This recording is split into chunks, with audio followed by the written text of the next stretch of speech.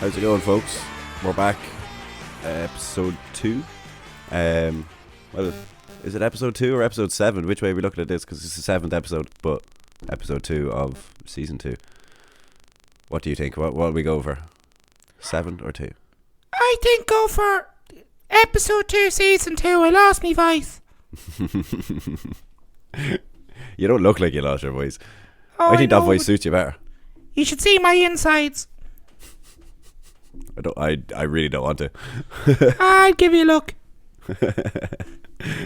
So this week we're talking about business and starting a business during lockdown and how people have turned to being an entrepreneur. Like, you see it's a lot more common now. Like, you have people starting up businesses, whether it's like AJ, who we're going to talk to, who started up a clothing brand, or you have people making things at home and selling them, or wheeler dealing kind of things. Like, people are making money, and it's good to see people are showing an initiative during a pandemic kind of. So yeah, we'll chat to him a little later on. How's your week been? Fantastic. I've lost my voice. This is great. I never thought I'd see the day you lose your voice. I know. It's starting to go there. Look, he's starting to come back. So, how was your week? Good? Fantastic. Yeah. What you get up to? Fuck all. Like last week. The same. That's all we can be doing, really, isn't it? Yeah. You sound like that video. Remember the video of the turtle having sex with the shoe? He's like,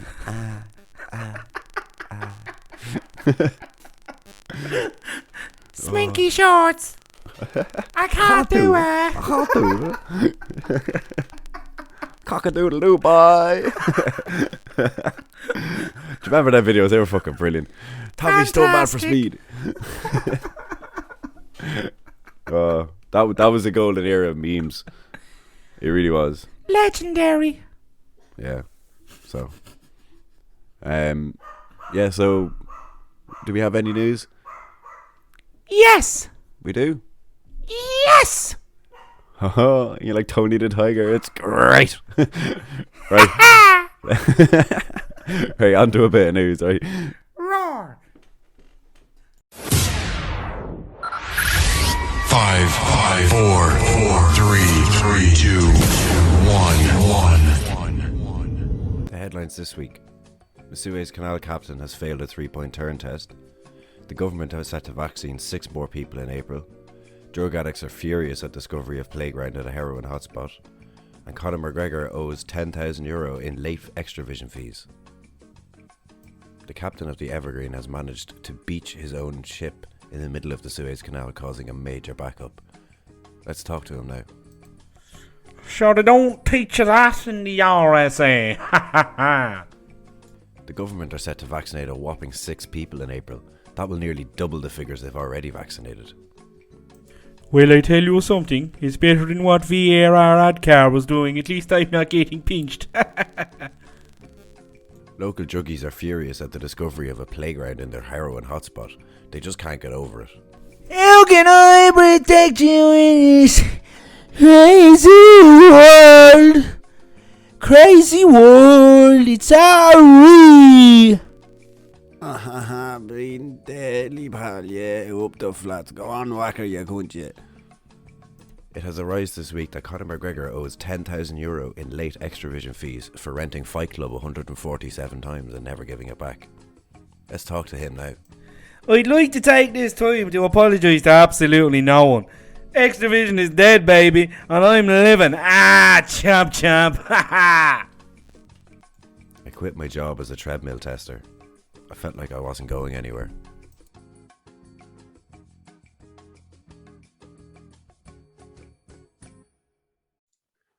Hello, welcome. This week, as we said in the intro, we're going to be talking about businesses, lockdown businesses, and just being an entrepreneur, basically, and starting up a new venture during lockdown, whether it's like whatever you're doing. You know, like we're joined this week by 2 very different businesses. Be interesting to see them now in Navan's version of Dragon's Den or something. But So guest one this week is AJ. So do you want to just tell us the name of the business, the type of business you're doing?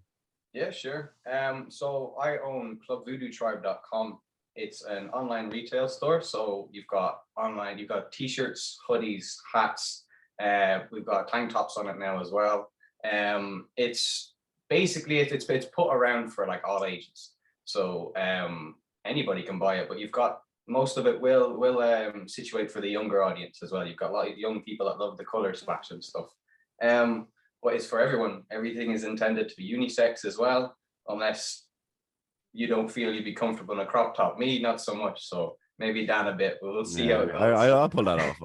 Yeah, he's got the figure for it. Safe Spain in the summer in his crop top. I do have a lovely belly button, I've been told. So. Yeah. So that's it. I started it in October. Because quarantine, it's messed us all up as it has yourselves, I'm sure. Like, I started off as a dance instructor, was doing that for a couple of years, loved it.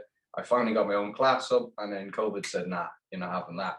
So back on my arse, back on PlayStation, So it was a make or break moment at that point. I was like, should I do something or should I just waste away?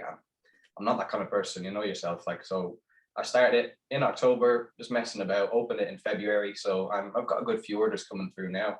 So it's going well, That's good. We saw one of your designs made an appearance last week. Yeah. With Chris. Just lovely, vibrant color. Really, I really like that hoodie as well with the little teddy bear, and it looks class. Like, so Yeah. fair play on the design. Like, it's really stand out. Like, so like, what's the kind of clientele you're going for with this? Like, is it? I know you're saying it's unisex, but is there like an age? Well, obviously, like whoever wants to buy it can buy it, but you know what I mean. Like, yeah, I don't completely understand that. Yeah, because like anybody that would have like a clothing site, they'd want everybody to buy it. So it's. But there is a certain demographic as well. Yeah, it's not realistic to be like a 6-year-old can wear this as well as an 8-year-old. Like 6-year-olds aren't going to sit on my site and buy stuff, but it is aimed for like a younger audience. So you've got, I'd say, from a 14 to 30. Maybe around that area, because I'm like perfectly in between there myself. But it all depends if you like that kind of style. There's starting off, it has the dark look to it, purples and reds. The summer collection now has more of a color splash to it. Each month or two, I'm gonna constantly be putting stuff up. I'm always working on it to make it better. But like I said, it was started in February, so we're still early days. Yeah, that's good. So you were saying like, the whole thought process kind of started back in October. Am I right in saying that? Yeah. So when you initially thought about it, did you have any sort of business like plans, or like what I'm trying to say is, like, in October when you thought of starting a business, did you start from scratch, or did you kind of have a plan set up initially straight up from the get-go, or was it like a gradual process? Oh dear. AJ's not very good with planning initially. I just think it's something to run for, But yeah, honestly, it was something that I've always thought it would be cool. Like, if you see people that they succeed and then they've got their clothing lines and stuff. I was like, that'd be really cool. Never put any thought into it until I just sat down one day and I was like, what would I like to do? And I was looking for ways that, because I didn't have much money for myself, so I couldn't invest in anything really. So I was trying to figure out a way on how to make money with a minimal amount of money there. So I found a system that can fulfill the items for me, and they'll be sent directly to you. And during the pandemic, that's perfect because I'm not handling the stuff for you. Everything is made perfectly for the person, your size, your color, whatever you want. It's going to be specifically there. The clothes aren't stored in a factory, like rotten away in a sense. Everything is fresh off the top for you. But the idea, there was always that in my head, but I never planned for it. And that would be a shout for anyone that wants to start a business or a small online business. Don't rush it. Like, that is the one thing you don't want to do, is don't rush it. Really take the time to put the steps in, like, first things first is find the idea. What is it you like and what do you want to do with that, because if you just try to jump ahead and stuff, you will get lost and all that. You'll trip. And as a business owner, you don't want to trip and fall. You want to just keep taking those steps slowly. So, yeah, that's good. I like I like your process into doing it. Like, you know, you've always had that idea in your head, but it's striking me as if it like this was kind of like an planned event. If you do you know what I mean? A planned, unplanned event. It's like you had the idea there, but you never thought you'd be able to do it. And Yeah. I think some people have found lockdown it's tough. Like mentally, it's tough. Like it's Definitely, just yeah. you can't go anywhere. But Hmm. I think trying to keep yourself busy and like being like inventive, like yourself, like, you know, it's something to do. Like we started the podcast during the pandemic, and Yeah. it's been great because it's kind of an outlet as well. You know, like it's somebody to talk to, whether it's on Zoom or like hopefully not forever, but yeah, do you know what I mean? So like it's a good way of putting your energy into something as well. Definitely, exactly that. Yeah. Like how do you think the pandemic has actually like affected your business? Obviously you started during the pandemic, so you don't know what it's like without it, but Yeah. As a person, like, well, I started as like I suppose an entrepreneur or a businessman over a year ago when I was dancing. So like I started that, and like I was trained up by great people. And then when I went to do my own class, that would have been the start of my business journey. Because look, as it is, some people just can't work for management stuff. You know, I did a great job where I did, but sometimes you just can't listen to those people. So I decided to work for myself for that. But yeah, starting with it, the effects of it, I haven't really seen that now. I'd say I will with the next couple of months and stuff. When things clear up, I'll see how it looks when people are sitting there, because you get a lot of views on a site. You get a lot of views more than purchases as well. But that obviously works to, maybe I need to switch up on some stuff as well, you know.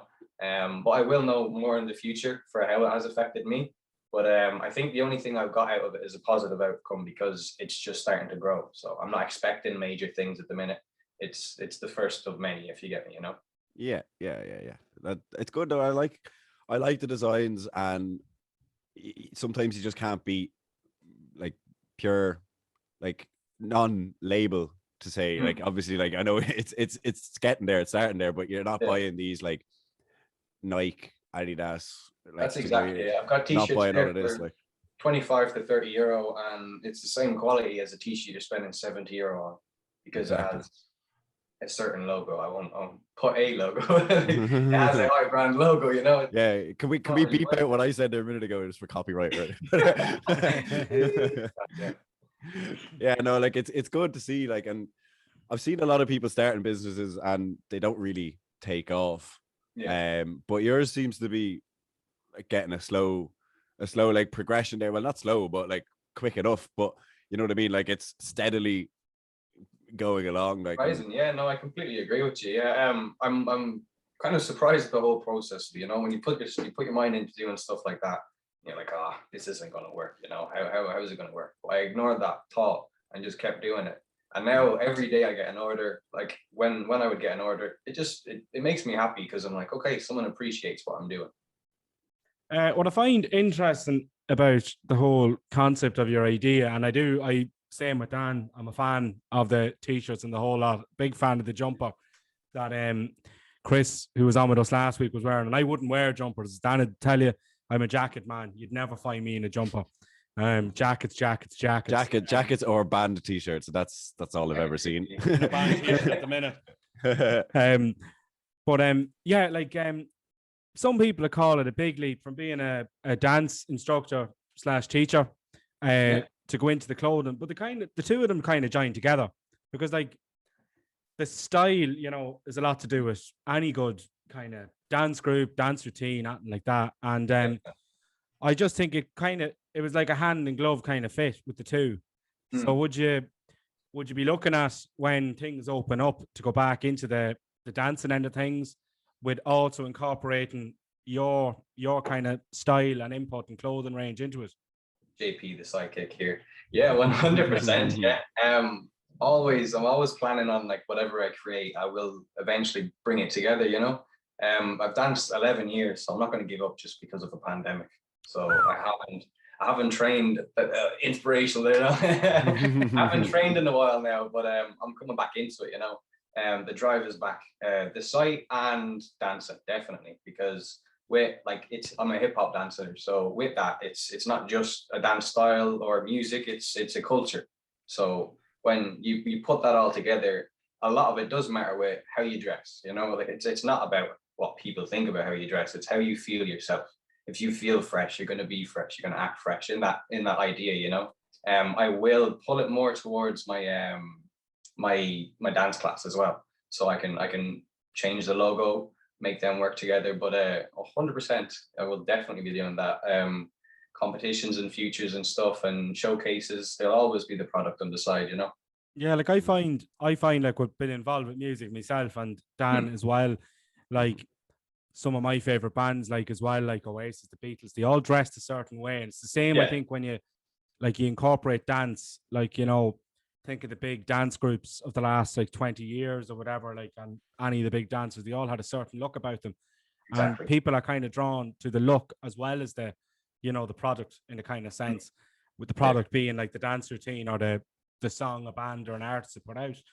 So I definitely think what you're doing kind of suits the whole aspect of what you're passionate about in that kind of way, you know?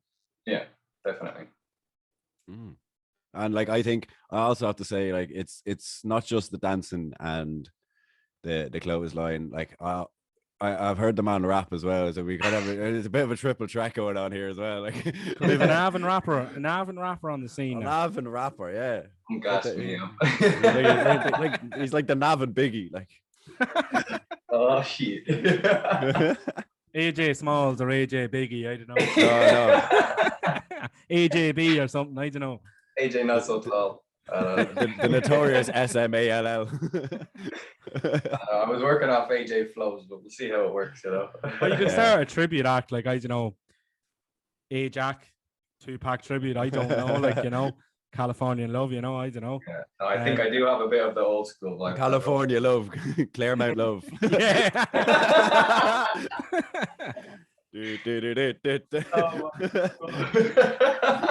Definitely think I definitely think that could be incorporated, you know. No, like, you could just tie them all together. Like, there's a way of tying everything together. Like, I did see a video a couple of weeks ago, and some fella was on, like, he does a thing where he goes from one thing to another thing on Wikipedia in 30 seconds, and it's the most like unrelated thing ever. He'd go from, like, say, the Queen the whole way down to like some fella from Drogheda, and he'd get there in 30 seconds by clicking on links in Wikipedia. Or it's fucking mad how he does it. So, like, anything can be connected is what I found from this. What I found from it. Yeah, exactly. But apart from starting a business, how has lockdown been treating you, AJ?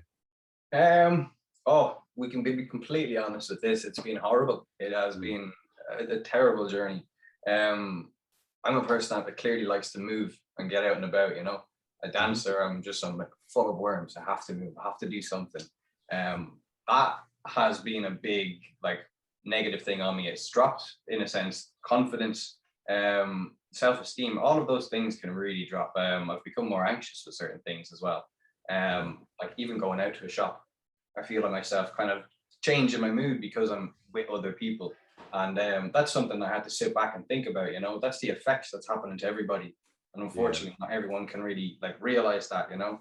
I do believe that, though, with this, people's mental health is a key in all of this. It's supporting each other and actually putting some time for themselves, you know. Me, openly, I do speak to a counselor, and it's been it's a revolutionary thing in my head, you know. It changes up so many things for people because they think you're a patient. It's not. You go in to sit down and you talk and you have real conversations about real things and stuff you can't talk to your family or friends about because they can always be there to help. But when there's somebody knows you or is related to you, it can be a biased opinion, if you get me. There's an idea behind it, you know. They care. With that other side of it, speaking to someone that's just out of that circle really helps, you know. Mindfulness has been key for me as well, like understanding how I'm reacting to things and why, you know. But like COVID, quarantine, the pandemic it was hell, but it's finally picking up, you know. It has caused a lot of personal things to happen as well, but like, we get through it, you know. It'll be better for me because it locked me in my room. Basically, it's forcing me to become a better person, and I'd like that to happen to everybody else as well, you know. Yeah, exactly. Like, and I feel like by nature, we're just social people. Like everybody is, you know, like you need that contact with other people. And like I saw there on my Snapchat memories there a couple of weeks ago that like I was out in Dublin and like people were everywhere, you know, and I was like, I don't remember the feeling of being surrounded by like 50 people in one room. And I'm like, that's just sad. You know, well, I do remember it, but like it's not the same. And it's just when things go back to normal, I think it's going to be very weird for the first couple of weeks. Like it's not going to be it will be this whole thing of like everybody's going to go out at the same time and everybody's going to go, but in the same way, I think it's going to be a bit cagey as well, like because people are going to lose a lot of social skills, I find. Oh, definitely. Like I've found myself, like I would have seen a lot of people, like you know yourself, AJ, like I used to work with you in probably the busiest pub in the town. And like we'd see a hell of a lot of people every weekend, and you'd see people that you wouldn't talk to normally, but you end up chatting to them because they're there and you're in thing. But you like just naturally socialize as a bar. Like my basically social bubble, like acquaintances and everything, you know, like that's just gone from a very wide down to a very, very narrow space. Like, you know, like it's kind of like family and like a couple of friends you chat to on a daily basis or every other day. You know, it's not what it used to be, and I feel like it's going to be a big learning curve for a lot of people now. So what you're saying, Dan, is there'll be nobody coming up to you, no crazy mad jokes coming up to you going, "Will you shift me friend, please?" You know, tongue hanging out of the mouth like a dog out the window of a car. You know, like I you know, I'd be very similar in the kind of sense that I have to be moving. Dan would understand that. This whole thing now has drove me fucking demented. Yeah. But I do love the pub. I love gigs. I love fucking everything about being social. I do love. I do agree with everything that said. Your mindfulness through the whole thing, you know, especially when you're a type of person like that. I seen the thing of Ricky Gervais. Their lady was like, the presenter was like, "Do you miss doing interviews?" No, I fucking don't. This works better for me. Don't have to get on a flight and go to LA to see you of all people.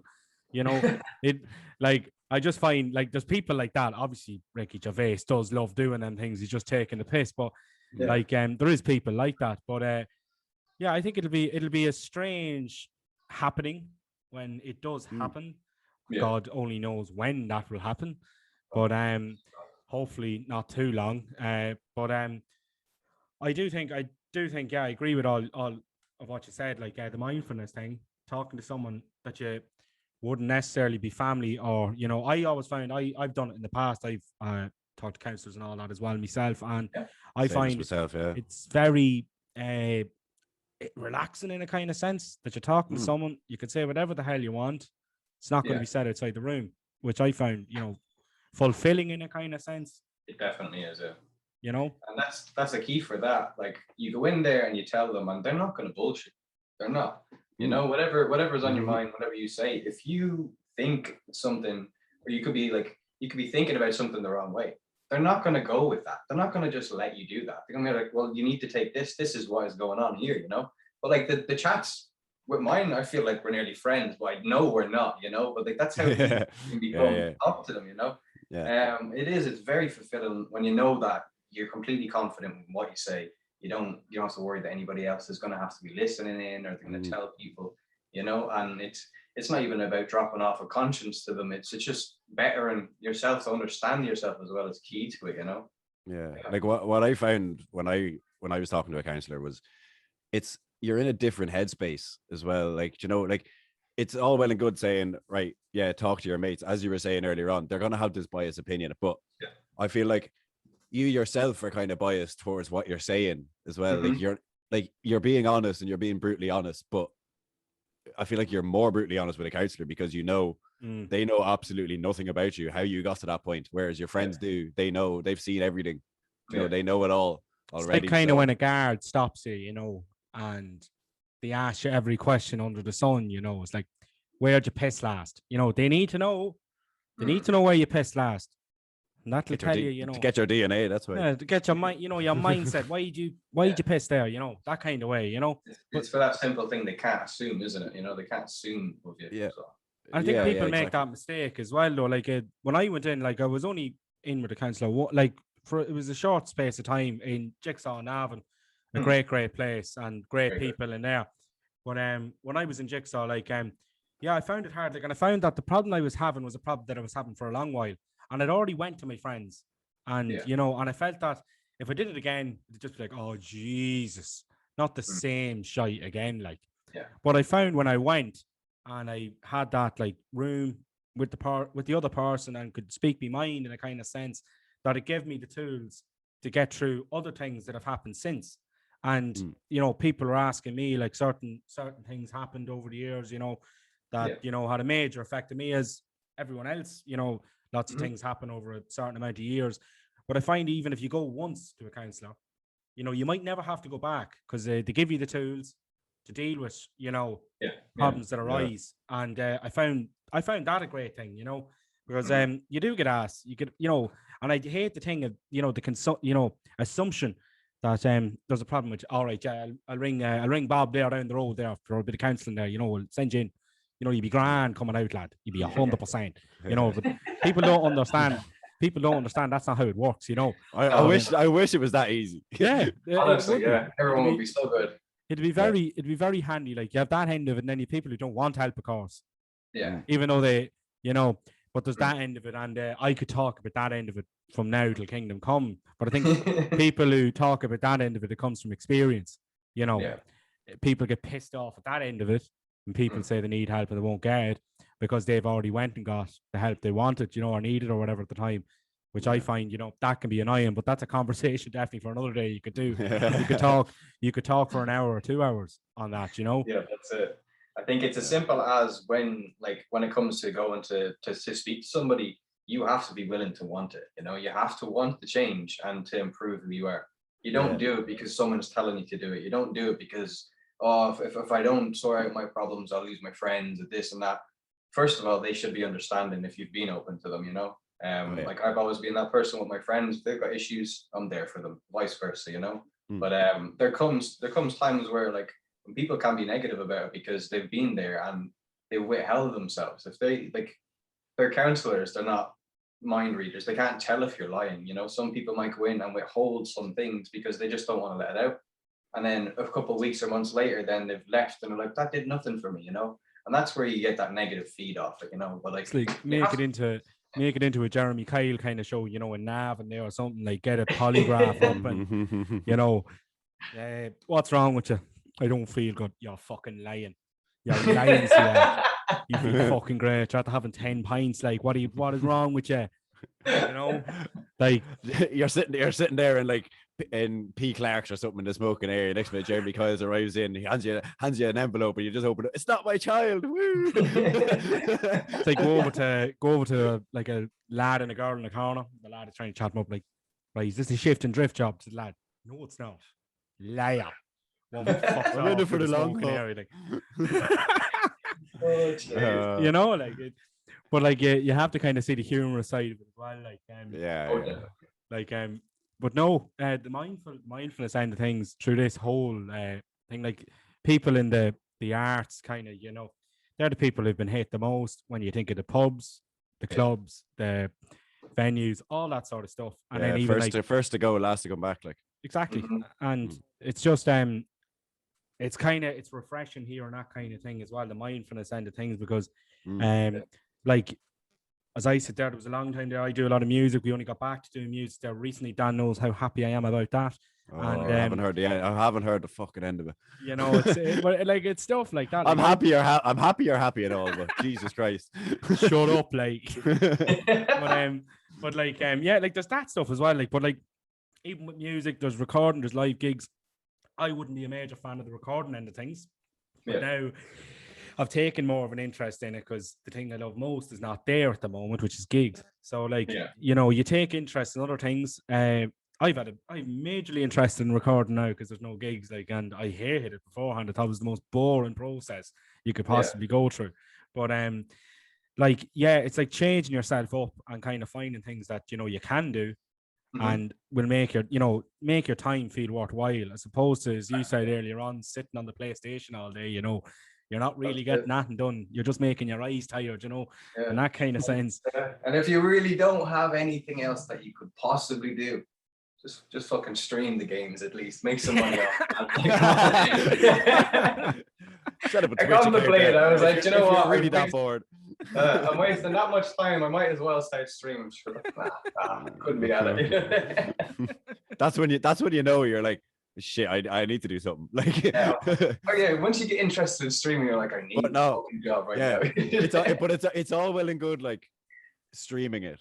Well, Mm. you know you've hit rock bottom when you're sat there watching somebody else play a fucking PlayStation game. Though. Like, you know, you're sitting there not playing anything yourself. You're just sitting there looking at a screen of somebody else playing a game. Like, you're like, what is going on? Like, It's just that level of bored, isn't it? yeah, it is. Like, you just Oh, hit a point stop. where you're like, I have nothing else to do. Like, I think there was a point. I think there was a point during, I don't know, it was June or July last year that I'd gone through basically everything there was to watch on Netflix, and I went on to 4OD, and I was going through the shows, and did some great. all box four sets. now. It's called. but Or all anyway, four. Sorry now. Sorry there.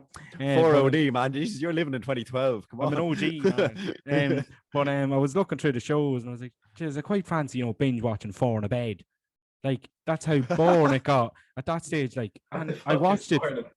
Four You've in a never Bed. seen Four in a Bed. Four in a Bed Oh, is a daytime show. brilliant. This will tell you how much time It's I have in brilliant. my It's hands. like you know. Come Dine With Me, like a little bit. It's like Come Dine With Me, except it's B&B owners. So there's four B&B owners, and they go to each other's B&Bs, and they pay what they think the room is worth. They're told how much the room is worth at the beginning of their stay, and then they put it in an envelope and they give it over. And then on the Friday, then the shit hits the fan. Then when they start opening these envelopes and see what Bridgie and Michael paid for the room, £50 for £150 room, is not going to go down too fucking well. But that's what I started. Just to clarify, watching though, then, all four. There's not four people in one bed. No. Yeah. That's where you had me. I was like, is this on television or? No, it's not Four in a Bed and a little one said, It's the spin-off show of Naked Attraction. Oh Jesus! But that's what I was doing, like, and it was just like, it was stupidity. And even I was doing it in July. There was stuff opened up in July, like, and I was at this, like, it was just like I could have got out a bit more, like, but no, I watched Four in a Bed instead, And then it was Come Dine With Me couples, Celebrity Come Dine With Me. I might watch Channel 4 News from maybe July of last year. It was just fucking stupid shit, Like, Come Dine With Me has some absolute gems, though. Like, I hope you're happy, Jane. What a sad little life you live. It's the best piece of television ever made. But that's basically it. Like, though, it's like you can either do that, play the PlayStation, or you could be very proactive about the whole thing. Like, with us, like, recording or anything like that, Dan will even tell you, like, we got in kind of like, we just got kind of lucky in a sense, and then unlucky in the same sense, where we got in between lockdowns. Like, we went in to record the first single, say last year we recorded before the first lockdown. Second one was on the verge of the next lockdown, and the last one was on the verge of the lockdown we're in right now. So, like, it was just like, you've that, like, you can get unlucky in a kind of sense. I'm sure there was plenty of stuff that you had planned with the dancing kind of end of things last year that just didn't come to fruition. I hadn't planned on being in the country at this point of the year, So that's how much it's changed me. I'm still at home, And I'm sure that, like, there's a fella down the road actually. There was a group of them that planned to go to Canada. It was last August, but it was planned from like January of last year. So this was all set out and everything. They were all going to work in construction in Canada. And actually, only one of the lads got away. He got away last week out to Canada, and he had to quarantine he had to go to Germany, to Frankfurt. He had to quarantine in Frankfurt. This was a connecting flight, like. Okay. And he had to quarantine in Germany. I think it was for 3 days. And then after them 3 days, he had to board a flight then to Canada. I don't know where he was flying in. It could have been Vancouver. Maybe, I think it was Vancouver. And then he had to quarantine out there. And then, like, he goes home then to wherever he's living. He has to stay there for a certain amount of days, and then he gets to work. Like, it's nearly not worth it in a kind of sense, It's a lot of hassle, like. It's a lot of hassle, and that's what he did. He only went off there, I think it was last Sunday week or the Sunday before that. But it took him, may as well have took him 2 weeks to get to Canada, where in normal times you could just fly from Dublin and you'd be there, in whatever amount of hours. But that's the hassle. And even like with I was doing an online course at the minute, and your man doing the online course did a streaming gig at Slane Distillery there with Thumper and Damien Dempsey.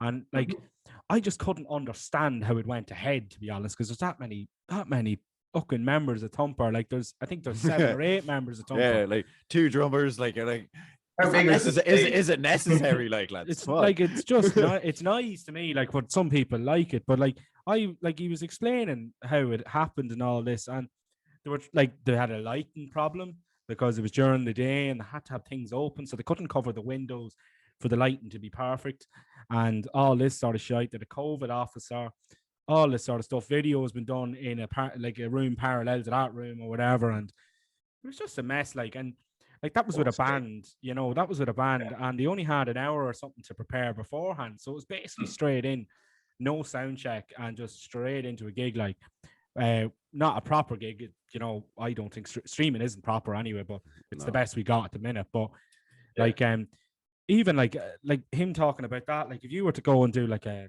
live stream of a dance kind of routine for 20 minutes, like, the amount of shite you have to do just to get for that 20 minutes, like, for the money you have to pay to have it looking proper, for like, for the health and safety, because you'd have boys up your arse kind of about it, like, as much as you wouldn't think you definitely would, like, stuff like that. And it's going to be streamed, they're on your case straight away.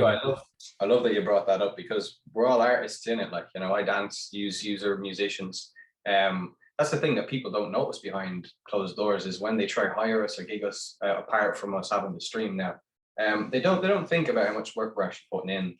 They pay us with publicity, they pay us with stuff like that, Us as professionals, I would spend 8 to 10 hours preparing a routine that would only take 30-40 minutes to teach or whatever, like, you're putting 8 to 10 hours, 12 hours, you've got your traveling, you've got your expenses, and when you have that job, you don't get help from anyone else, you're self-employed. No.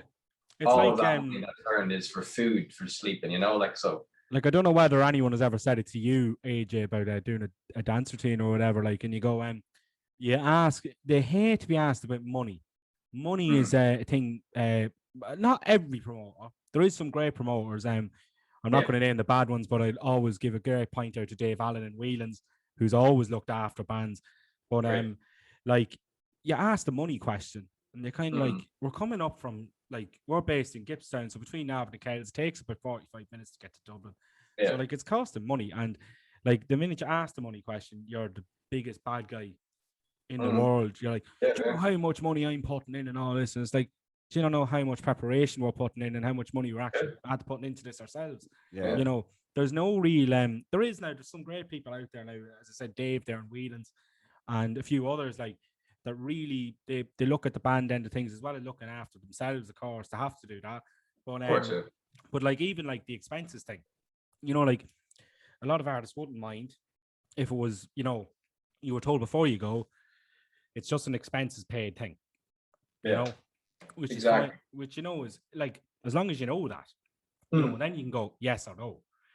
But if they tell you there's money involved and they don't give you a round figure, and then you land up to do this routine or whatever, a gig, whatever it is, and you finish it, and you're kind of standing around, and then you kind of get this uneasy feeling, and you don't want to go up to that person and say, any chance of a few bob, like that's it. Like, they make you feel that it's a bad thing that we're asking to be rewarded for what we've given, and like, some people, they really take the piss out of artists and musicians like yourselves. Like, when you're going in, you've got that humble mentality as well. Like, you're not going to go in and be like, I know my worth, pay me now.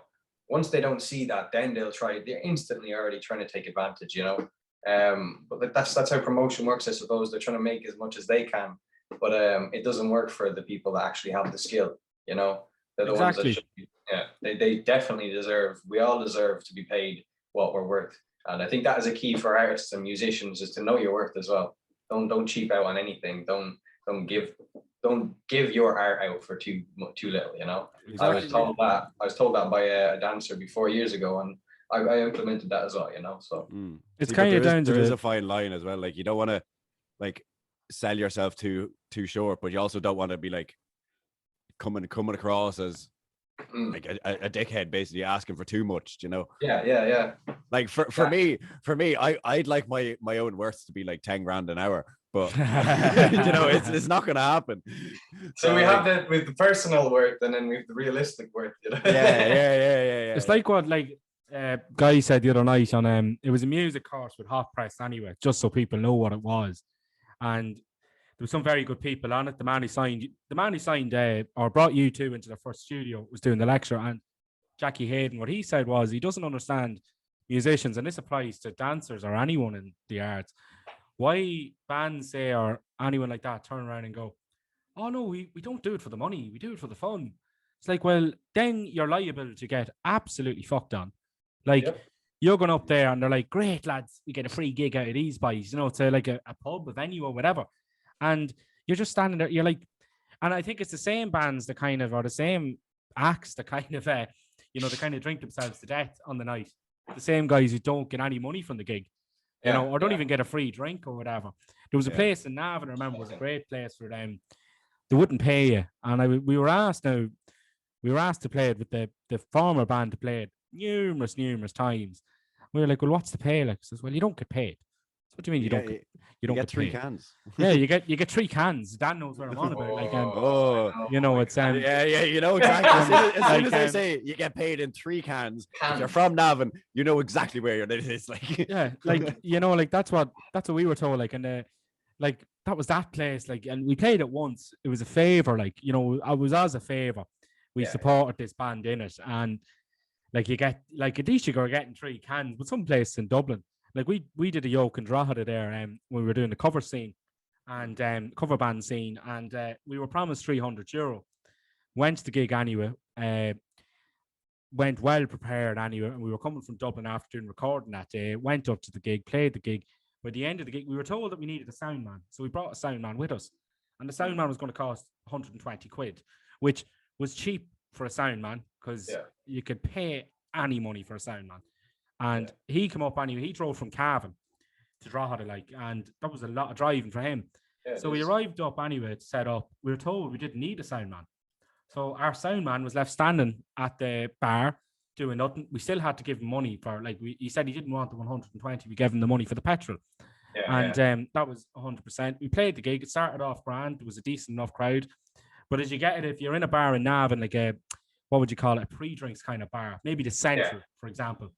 You know, as the night goes on, it starts to empty out a bit.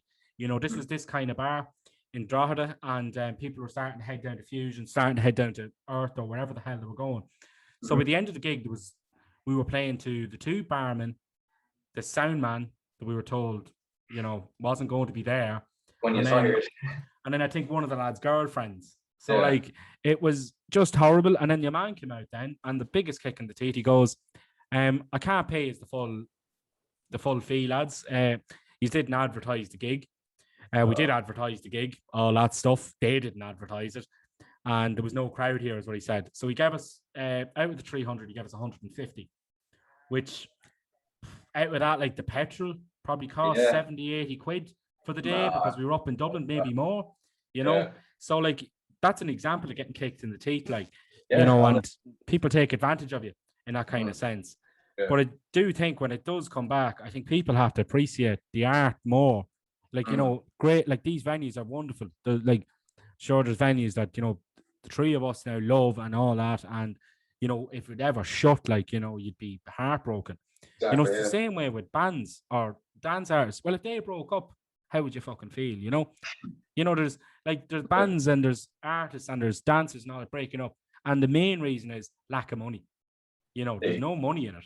So, like, there needs to be more support kind of there for dancers, for artists, for bands, you know, singers, anything like that, anything involved in the arts. But I definitely think there should be less walking over people and more kind of giving.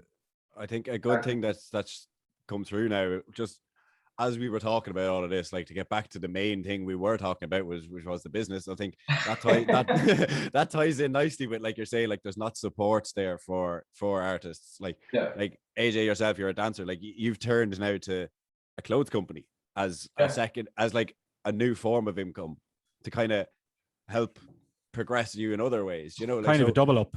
it's kind of like you're forced into making these decisions to adapt and not be one-dimensional, for lack of a better phrase. But you know what I mean? You're forced into these other things that you didn't think you would be you would need to do. And that's purely a direct impact from people trying to walk over artists and walk over like that, the industry. Like, you know, it's always seen as like, oh, you're an entertainer, oh, you must do it you're only doing it because you love to do it. Like, you know, that's obviously one part of it, but I need to get paid for it as well. Like, I'm giving up my time to do this. You know, like there's plenty of people who do work full-time jobs and then will go say they could work 9 to 5 and then go play in some random pub on a Tuesday night for fucking 30 quid and they'd be playing there for 4 hours.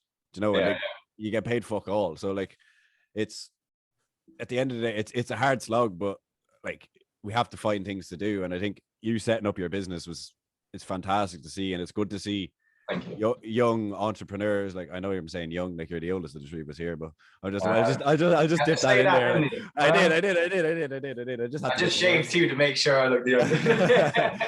It's all right. I'm not far behind you, but just dipping your toes in other waters and stuff. And I think like business wise, I just like fair play to you. Like you're doing great and keep it up. And yeah. It's like to finish up, AJ. Like when do you see it opening up? When do you think you could possibly get back in a dance studio and kind of push your stuff, kind of the clothing end of things to people in person and all that? Like when you go back to the dancing kind of thing, would you have like a rack there maybe in the studio with you of some of your stuff? Oh yes, sir. Yeah. That's it, actually. I'll pop one in with the tie it up for the business thing. How it works is like I did say it earlier, I don't have the stock at the minute, so mine is made on demand. But through this process of me growing the business, I will have my own stock coming soon. So once I have stock, then the stock can be sold directly. You know, you don't have to wait the 10-15 day shipping time in, because the fulfillment centers in different countries that would send over here. You won't have to wait. You know, I could be straight up in front of you and stuff. But definitely when it opens, when will it open? Jesus. You know, I don't think it's going to fully open in somewhere like everyone thinks. I think they're going to relax it a bit. And from my opinion, I feel it works for the government to have us in this kind of in and out lock system, you know. We don't get to do what we want. But I do feel like hopefully it'll start to open come September better. You know, I think that's when we'll loosen up. I will be putting classes out. I've already been thinking about doing online classes, Zoom calls, but Zoom seems to be a nuisance. So don't take us up on that, lad. Yeah. I know. No, if we are doing it, like, don't get us involved. I'd love to do the class, but I'm not running a Zoom call. Just this is like our 5th Zoom call that we had to took us. We just couldn't get it working for some reason. If it wasn't my audio, it was John Paul's. If it wasn't John Paul's, it was AJ. If it wasn't AJ, it was someone else. You know, like it's an absolute disaster. And I think everybody's sick of it at this rate. As you said earlier on, John Paul, you're just fed up with Zoom calls. Just want to be back to normal. And hopefully in the future we can revisit this episode. Have sort of a reunion episode and talk about your business and how it has grown since this episode, and hopefully that episode can happen over a pint in a pub or something in September. Hopefully, in September.